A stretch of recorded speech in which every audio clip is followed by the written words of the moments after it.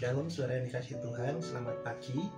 Mari sebelum kita memulai aktivitas kita akan sama-sama belajar firman Tuhan. Tapi terlebih dahulu kita mau berdoa.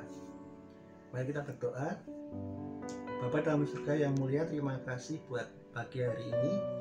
Kau telah berikan kami kehidupan yang baru, kesehatan dan kekuatan buat setiap kami Bapa.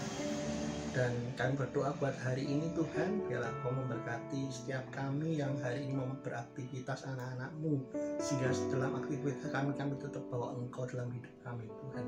Dan sebentar kami akan sedikit mendengar firman-Mu, biarlah Kau memberkati. Hamba terbatas, tetapi Roh Kudus Engkau yang akan mengajarkan kepada kami. Di dalam nama Tuhan Yesus kami berdoa. Amin. Shalom, puji nama Tuhan. Untuk bulan ini saudara, ya, akhir bulan Maret ini sampai nanti mungkin awal atau akhir April, untuk renungan kita akan sedikit berbeda saudara.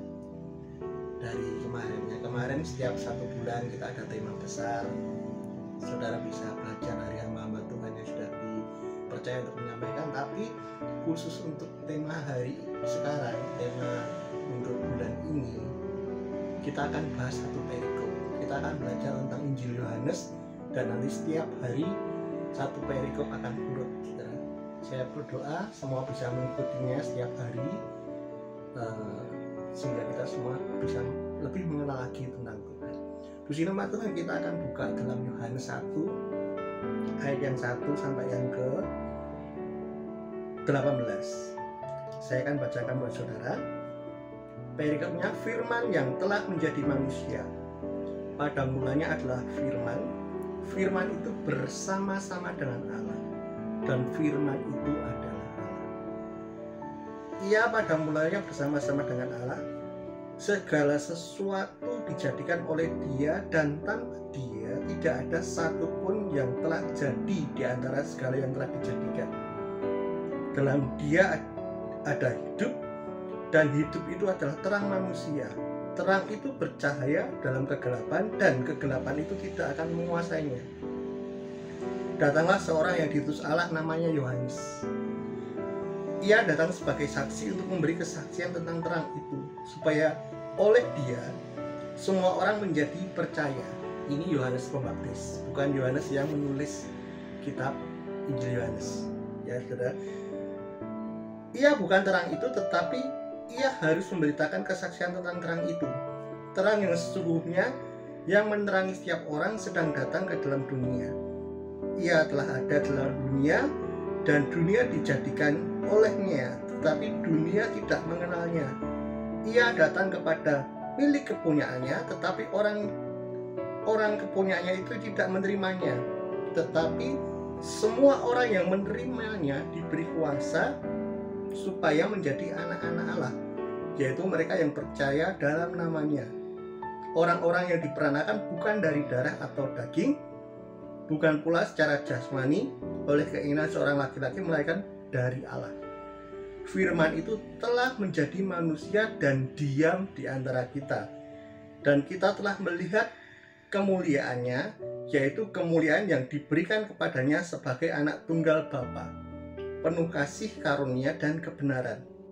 Yohanes memberi kesaksian tentang dia dan berseru, katanya, inilah dia yang kumaksud ketika aku berkata kemudian daripadaku akan datang dia yang telah mendahului aku, sebab dia telah ada sebelum aku. Karena dari kepenuhannya kita semua telah menerima kasih karunia demi kasih karunia. Sebab hukum Taurat diberikan oleh Musa, tetapi kasih karunia dan kebenaran datang dari Yesus Kristus. Tidak seorang pun yang pernah melihat Allah, tetapi anak tunggal Allah yang ada di pangkuan Bapa, dialah yang menyatakannya. Amin. Puji nama Tuhan. Kitab Injil Yohanes ini unik karena ini ditulis oleh salah satu dari beberapa murid yang paling dekat dengan Yesus. Ya, ada Yohanes, Yakobus, dan Petrus. Dan Yohanes ini dikatakan adalah murid yang paling dikasihi Yesus. Jadi di antara bertiga yang paling dekat 3 orang ini yang paling sangat dekat dengan Yesus ini Yohanes. Di Injil Sinoptik semua diawali dengan silsilah, tapi di Yohanes beda, langsung dimulai dengan pada mulanya adalah firman. Itu luar biasa sekali. Kan apa? Dia mengenal pribadi Yesus lebih dari murid yang lain. Saudara, dalam kitab Yohanes pasal 1 ayat 1 sampai 18 ini, Yohanes ingin menceritakan bahwa semua pada mulanya itu adalah firman. Firman itu ada bersama-sama dengan Allah, dan firman itu Allah sendiri. Saudara, kalau saudara baca Kejadian, berfirmanlah maka jadilah terang, berfirmanlah maka jadilah dunia ini.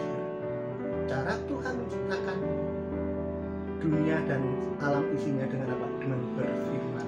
Dan firman itulah yang nanti akan menjadi manusia. Dari kitab ini kita bisa mengerti bahwa semua yang ada di dunia ini dijadikan oleh Dia, dan tidak ada yang hadir di dunia tanpa Dia, yaitu Yesus yang menjadi firman itu.